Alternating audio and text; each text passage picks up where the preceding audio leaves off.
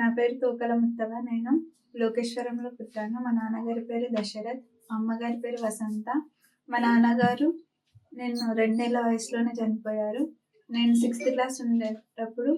అబ్బో, ఇక్కడ కేజీ చీరలు కొంటే 1/2 కేజీ చీరలు ఫ్రీ అంట. మంగళ్య షాపింగ్ మాల్, కేజీల్లో సేల్, టన్నుల్లో ఆనందం. అమ్మగారు చనిపోయారు. అసలు మా అమ్మ ఎలా చనిపోయిందనే రీజన్ రిపోర్ట్స్ అన్నీ నా దగ్గర ఉన్నాయి.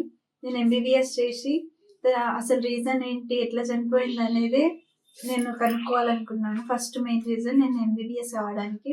తర్వాత నేను సర్వీస్ చేయాలి. అసలు మనీ లేకుండా చాలా మంది చాలా ఇబ్బంది పడుతున్నారు. హాస్పిటల్లో చూయించుకోకుండా, హాస్పిటల్ అంటే నాలెడ్జ్ లేకుండా చాలా మంది ఉంటున్నారు. తర్వాత 3rd క్లాస్ నేను లోకేశ్వరంలో చదివిన, 4th క్లాస్ ఎడ్బిల్లో చదివిన, 5th to 10th క్లాస్ ఖానాపూర్లో చదివిన. తర్వాత నాకు సీట్ వచ్చింది హైదరాబాద్లో Saroor Nagar college of excellence. అక్కడ నాకు నీట్ కోచింగ్ ఇచ్చారు. ఫస్ట్ ఇయర్ మొత్తం నేను ఎంసెట్లోనే ఫోకస్ చేసిన. సెకండ్ ఇయర్లో నాకు జయశ్రీ మేడం పరిచయం అయ్యారు.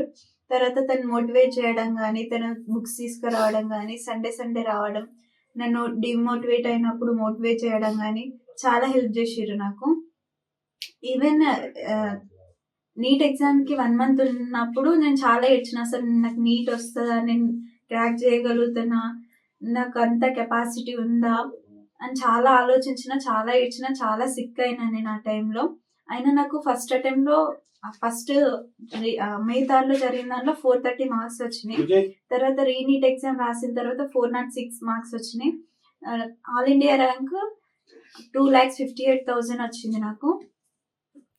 తర్వాత నాకు ఎంసెట్లో 2047 ర్యాంక్ వచ్చింది. దాంతో కూడా నాకు ఎంబీబీఎస్ సీట్ రావచ్చు. కానీ నేను నీట్ క్రాక్ చేయాలనేది నా ఎయిమ్. క్రాక్ చేసిన. ఇంకా ఎంబీబీఎస్ ఫర్దర్గా నేను చదవాలి అని అంటే నాకు ఫైనాన్షియల్గా సపోర్ట్ లేదు. ఫైనాన్షియల్గా నేను చాలా పూర్గా ఉన్నా. ప్రభుత్వం ఆదుకోవాలని సహకరిస్తున్నాను.